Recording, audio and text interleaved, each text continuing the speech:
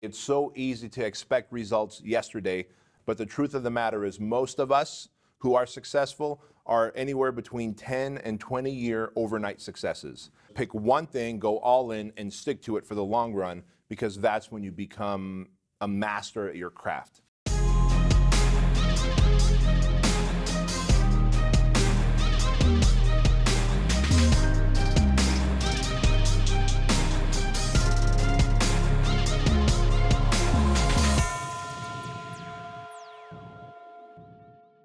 Hey, if you could go back in time, what advice would you give to your younger self to be successful?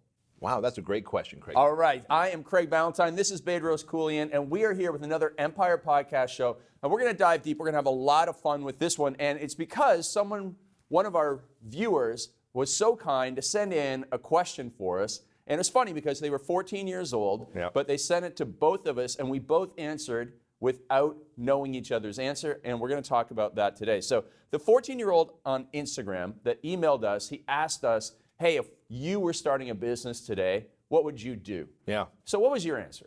Well, I remember telling him, pick one thing, go all in, and stick with it for a decade, right? Because these days everyone wants to go all in for about 2 hours and then shift gears because, well, it didn't work out, I didn't make money. Right. And so my advice to him was pick one thing, go all in, and stick to it for the long run, because that's when you become a master at your craft. Awesome. And so you want to know what I said? What did you tell him? It's actually quite different. So I said, do a whole bunch of things. No, I didn't. I said, because I thought back to when I was 14 years old, and I was working for this really great boss, one of the best bosses I ever had. He taught me so much. And I said, go into your town and find the best job you can get and work for an amazing boss and learn everything you can about owning a business. Now, it's a little bit different from your approach, but I think we both learned a lot from mentors over the years. So now, let's shift it up a bit. Yep. And so let's go and have you talk to your 14-year self. We're going to give our advice to ourselves over 3 time periods here. And we're going to start with what you would say to yourself at age 14 or 15 in terms of advice you would give them. All right, so you want me to go first? Yes. All right, so the thing I would tell the 14-year-old Bedros, to be honest with you, is, hey, buddy, look, I know you've got low confidence. I know you got low self-esteem. You've jumped around from school to school because you guys have moved around a lot in this town as you came to this country. But the number one thing you can do right now to build your self-esteem and self-confidence is to start building your body, your strength, feel confident about your body, and confidence within will grow. I was a fat kid, a chunky kid. And by the way, I know plenty of fat, chunky kids who are outgoing and gregarious. So it's not to say that when you're fat and chunky, you're the pariah. Right. But the thing I would tell myself, because when I did, so how old was I? I was 17 years old. I started working on my fitness, lost about 30 pounds senior year of high school. But imagine if I did that 3-4 years earlier, my confidence skyrocketed, man. I started, my self-esteem went through the roof. I started making eye contact with people. So for me, I would have told myself to start working out and eating right sooner. Okay, and so, translating that to anybody who's young and listening, take a look at what you could do perhaps to boost your confidence if you're struggling with it in any way. If you're fit and you still struggle with confidence, maybe you go out and take up some other hobby, or you're in speaking or something like that. So that's a good thing. Like if you're fit but you're still struggling with confidence because you're 14, or maybe you're 14, you're fit but you have acne. Right? Like I've got a neighbor's kid who has really severe acne, and my neighbor tells me that, he's just really worried about that. It affects his self-confidence. Well, what other area of your life can you develop? So really what I'm saying is, if you have a low confidence, low self-esteem issue, it will stay with you for the rest of your life unless you have some wins under your belt.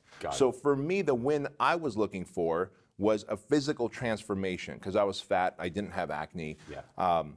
That to me, I always thought to myself, if I just wasn't fat, people would talk to me. Okay. The truth of the matter is, I needed to go and talk to people, but I felt uncomfortable talking to them because I felt like I had this 30 pounds of fat on me that I'm unlikable, right? But anyone who's really suffering with self-esteem and self-image, low confidence, it could be from acne, it could be from a speech impediment, it could be because kids had picked on you. Go out and get a win in life. Oh, I like that. Is really what I'm after here. Get a win in life in another area. Become really good at playing video games. Become really good at putting puzzles together. Become the best lawn kid. Like you're going to mow everyone's lawns in the neighborhood. Be the best at something.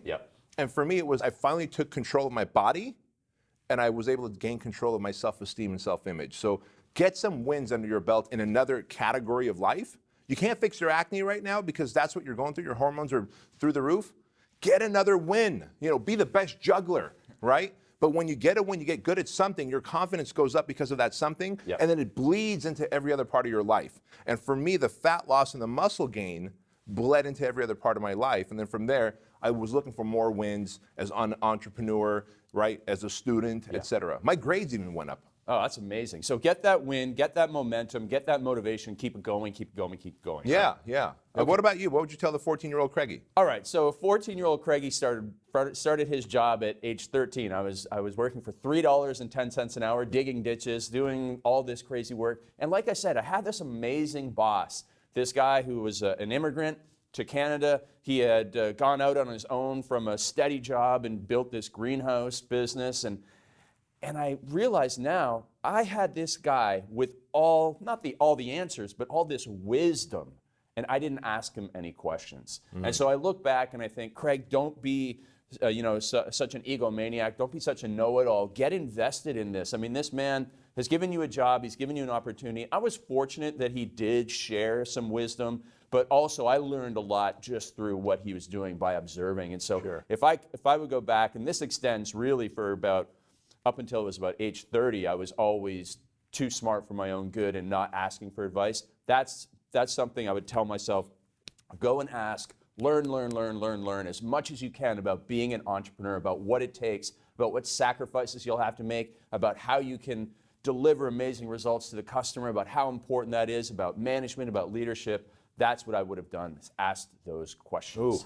Ooh, that's brilliant. And now you're coming from a position of, you're saying, look, I was a little bit more of an egomaniac. I was a know-it-all. But someone may not be asking questions because they're just simply shy. Sure. Right? The bottom line here, really what you're saying is ask questions. If you're a 12, 13, 14, 15, 16-year-old, if you are an adult watching this and you have a 13 to 18-year-old in your life and they are shy, you want to know what kind of advice to give them, their self-esteem and confidence isn't quite there, they're not making the eye contact, pass this video along to them, pass this podcast along to them so that they can gain the wisdom that we could have gotten earlier had someone told us. But really, it's about find your voice and ask questions. I wish I would have asked questions at age 13, 14, 15.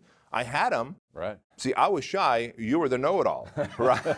Right? But again, I was shy because I lacked the confidence and the self-esteem. Sure. And so whatever the case might be, really, it's when you ask questions, you gain so much more wisdom early on in life. And of course, that gives you the advantage that most people will never have. Yeah, absolutely. All right, so let's fast forward. You then went through that amazing metamorphosis. At age 17, you started training, got that confidence, built it up. Now, age 20. Age 20, you're a young man. The world is your oyster in the palm of your hand. You're full of energy and excitement for the rest of your life.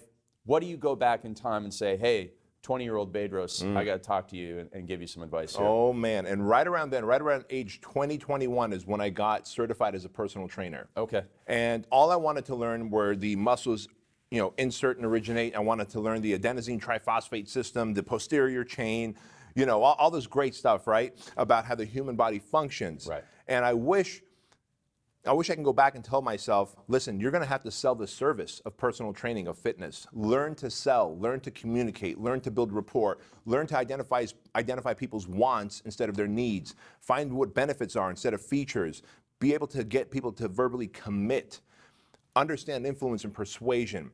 And so the advice that I give my kids now, when I've got a 12-year-old and a 10-year-old, is, guys, I want you to find your first job in sales. And I don't care if it's Starbucks, because in Starbucks there's sales. Yes, people come in and you're an order taker at first. Sure. I'd like my coffee, please. But I said, Andrew, Chloe, you're going to sell them a croissant. You're going to sell them, would you like the larger size? You're going to sell them something else, right? Do you want to download the app? But I want to teach you guys to sell, because when a young man or woman learns to sell, the world truly is your oyster. Yeah. Because you're not just selling a product or service. I might be selling myself during an interview for a position, or for college to enter a university, right? Maybe I'm talking to whoever it is, the dean, the chancellor, whoever decides to take me in. And so if Bedros at 20 years old knew the ability to build rapport, connect, sell, man, I think I would have been further ahead. Having said that, thank God I had a personal training client who noticed that I was a horrible salesperson, which is also why I worked at Disneyland as a fry cook and a bouncer at a gay bar while I was a personal trainer. I did get hit on a lot. Yes, I did. I'm considered a bear in the gay world. I don't know if you know this. Yeah. I might guess that. Yeah. Big, muscular, beautiful, sexy men like me are considered a bear in the gay world. And man, I love my gay friends, and we still keep in touch. Yeah, you know what I mean. Right. Yeah. So anyway, having said that, though, selling is the number one. So my personal training client, by this point I was 25 years old. He goes, listen, you're an order taker. You don't know how to sell. Listen to this Tom Hopkins tape. And he gave me a cassette tape that opened up this world of selling. Tom Hopkins and Brian Tracy's and Zig Ziglar and Dan Kennedy and Jay Abraham. And now I'm listening to Tony Robbins and self-improvement and persuasion. But that changed my entire outlook, and it was a byproduct of that sales world that I was able to open up gyms. So I went from working in a gym for someone else to opening up my own personal training gyms, which was awesome. So what about you? What's the 20-year-old lesson? You know, it's very similar to both of the lessons that you shared. So I would go back and I'd force myself, and this would be really hard because even if I took this advice at age 20, I don't know if I would follow through on it. I would make myself do face-to-face sales. Face-to-face sales, because I was fortunate. I grew up with the internet and was able to do all of my sales through email marketing for so long, made a lot of money doing it. But the face-to-face sales skills that you develop can help you in so many areas. And now I'm using that, and I wish I would have learned it back then. So, but it's also a combination of what you said earlier to yourself at age 14. Go out there and get that confidence. Because when you do face-to-face sales, you're going to be totally scared. I mean, I would say 90% of the people watching this are terrified of sales. But the only way you're going to get better is if you go out and do it, right? Yep. And so you have to go, and our good friend Barry Dunlop did face-to-face sales. He's the kind of guy who loves it. And he would always say to me, Craig, my first couple years of face-to-face sales, my one foot was always so much bigger than the other. And what he means by that is when you're doing face-to-face, door-to-door sales, people are always slamming the door on your foot, and it would swell up. I love that. He loved it. He loved talking to people. And I would go back to my 20-year-old self and say, listen, I know you're an introverted type, shy in certain situations, but get out there, take the most uncomfortable job in the world, because I was still working the same manual labor job because it was easy. And I would say, go out there, do some type of face-to-face sales, and go through the pain of rejection and after rejection, because eventually, one day, like you found out, you will become a master salesperson. You'll be able to write your own ticket for life. Love that. And then that just transfers over to everything. So I think a big, big lesson, overarching lesson of what we talked about so far is you have to go and do stuff. You have to go and take action so that you develop any skill, because everything is a learnable skill, including sales. So if I could go back, I would force myself somehow. I don't know how to convince myself to do it, but that is something that I encourage absolutely everybody to do. You going to say something? Yeah. Now, having said that, because I know you and I got to actually help you develop your sales abilities over the last couple of years, you're what, 42? 42, right? I'm 43, Craig's 42. And so a couple years ago, Craig and I started working together we've been friends and business partners a long time, but to help develop your sales skills. Right, I mean, I hired you because I knew the value was there. Yeah. And so anyone who's watching this or listening to this, I just want to give them the hope that, oh man, if I didn't learn it in my 20s, does that mean I'm not going to learn it now? Right. No, it's not like riding a bike. You can learn to sell anytime. And one of our most popular podcasts is, I believe, episode number 24, which is where you're in the back of you talk about how you're in the back of an Uber, literally selling. You're selling via DMs now, via text, over the phone, face to face. I saw you sell from stage at your event. And you're super comfortable and confident with it. And it's a skill that you developed just 2 years ago when you're 40. Yeah. Right? And so the skill development process is, first of all, go to an expert. Have them teach. It's very much like when you train somebody. What did you say you would tell, show, do. Right. So I went to you. You told me how to do it. You showed me how to do it. We role played a lot. Yeah. The role playing was huge. Getting that experience and then going and doing it. And you're gonna flub a little bit. But if you get the right people, you're gonna make some sales, and it's gonna be that confidence builder. And you're like, yeah, I can do this. And when you say in your heart, I can do this, it's really, really powerful. Much like when you were a young man doing that workout and going, you know what, I can do this, I can do this. It totally changed your mindset, and that is a key. So everybody listening at a young age, go out and whatever it is that you truly know you need to do, get some experience doing it. And you might get a swollen foot from some rejections at first, but trust me, it's going to be amazing in the long run. So we fast forward one more time to when you're 25 or 30 years old. Yeah. What's the advice you give that, Bedros? I got goosebumps thinking of this because if I'm able to go back to me at 25, Yeah. I wouldn't have ended up homeless for 3 months in San Diego. Got it. And the advice is to stick to it, which is the advice I gave that 14-year-old young man. I said, pick one thing, get good at it, and stick to it for the long haul. And so I started, listen, I didn't have to go and become a fry cook and a bouncer at Disneyland, right? Well, a fry cook at Disneyland and a bouncer at a gay bar. Right. I was a personal trainer. But better than you being a bouncer at Disneyland. True. The day Disneyland has bouncers is the day you don't want to go to Disneyland. Yeah. But truly what happened was we feel a little bit of pain, like, oh man, I need money. I'm unable to close people on personal training. And instead of saying, now, so let me get better at it, let me stick to it and get better at it, we always pivot to the path of least resistance and go, what if I could find a side job? What if I can find a side job? And that's really taken you away from your purpose and the thing that you need to build mastery in. I see this right? all the time in my coaching clients who are even coaches Yeah. and selling coaching. They're like, well, maybe I should do an ebook too. No. Back on track, even though it's the hard path. The one thing. So then what happened was, I started doing okay, but before that, I started a supplement company, right? The online supplement business in 1997, totalmuscle.com. And dude, the story I tell people is it failed. The truth of the matter is it failed because I let it fail because I didn't spend time mastering online marketing. And there was no Facebook and Google in 1997, 1998. I get that.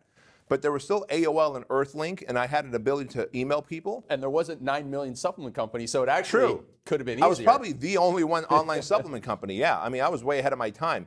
But again, what did I do? I said, well, this is failing. My credit cards were maxing out, and I had a mental threshold on where I'm willing. If I just said I'm going to stick to this until I die, like I do to things today, I'm going to stick to growing Fit Body Bootcamp into a massive global fitness franchise, or I will die. Right. Guess what's going to happen? This will be a massive global fitness franchise. Because there's no other choice. There's no other choice. I've burnt all bridges. So stick to it, Bedros, is what I would say. Stick to the personal training. Learn to sell more personal training, young man. Sell supplements. I know there's no Google. You don't even know what the word Google is right now at 25 years old because there was no Google. But there will be Google one day and you will own it because you will be the only supplement company, the first one on there. But instead, I went and I folded and I went back to personal training and didn't have enough clients and I lived out of my Toyota pickup for a whopping 3 months while I was trying to get back on my feet. Oh, man. Stick to it, Bedros. I love how, I've heard this story over and over and over again, but every single time when I tell a story or when you tell a story, there's probably always one little detail in there. I didn't realize it was a full 3 months. I thought it was just a shorter time period. No, 3 months. Man, that must have been a great smelling pickup truck. Let's just say I didn't have a lot of visitors in my pickup truck. Fair enough. All right, so I guess I'll do the same for myself. Yes, sir. Then? All right, so I'll go back to the 25 to 30-year-old age range, and I will say to myself, grow up. So you ended up sleeping in the truck. I ended up going to the emergency room twice because I had the anxiety attacks, and I didn't grow up. Listen, when you're past 25 years old, going out 3 nights a week and drinking and staying up till 6 o'clock in the morning, you've had your time doing that. So grow up, I would say grow up, Craig. It's not about you anymore. It's about the people that you can go out and help.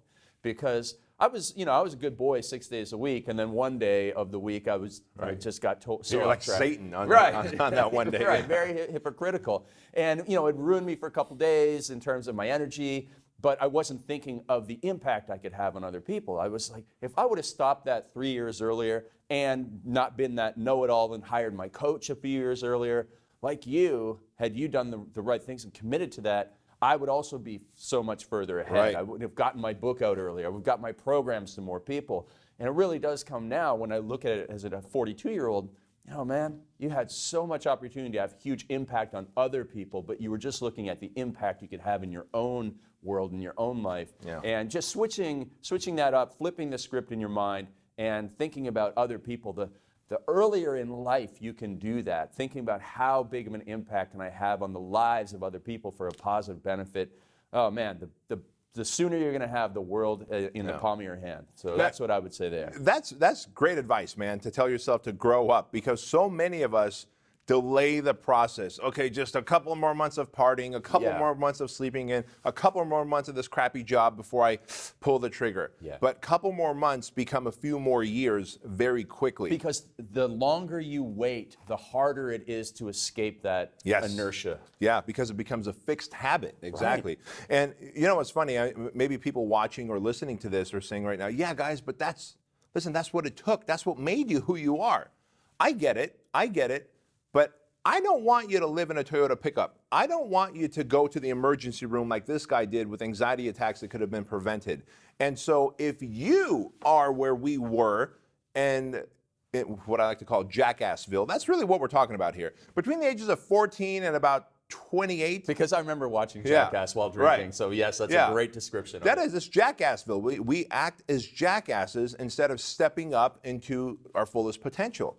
But if you're in that Jackassville era right now and you're watching this, don't try and learn the lessons through your own experience. Just learn it through ours. I wish, like Jim Franco taught me sales lessons, and this is why I became really good at sales earlier on. Now, what if I met Jim not at 26 years old, but I met him at 23? I would have been a better sales rep, right? So at the end of the day, it's, can I learn from someone so that I can bypass the mistakes? If the answer is yes, then you learn from them. And I hope that our audience can take that message away from us and apply it instead of trying to learn from their own mistakes. Yeah, and Grant Cardone had a really great video the other day. He said, ask for bigger problems. And so people watching, that made you who you are. Well, what if I had a bigger problem than that because I was more successful? That would have made me who I am today, but on an even bigger scale. So on a 10x level. Yeah, don't ask for the problem of sleeping in your pickup truck. Ask for the problem of, well, how do I go from a $50 million business to a $100 million business? Ask for that problem instead of these little problems,